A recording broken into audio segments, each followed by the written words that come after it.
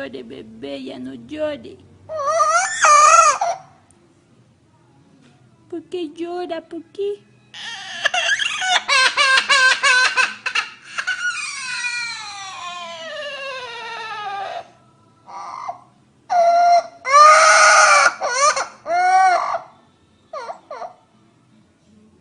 Ya no llore, ya no llore.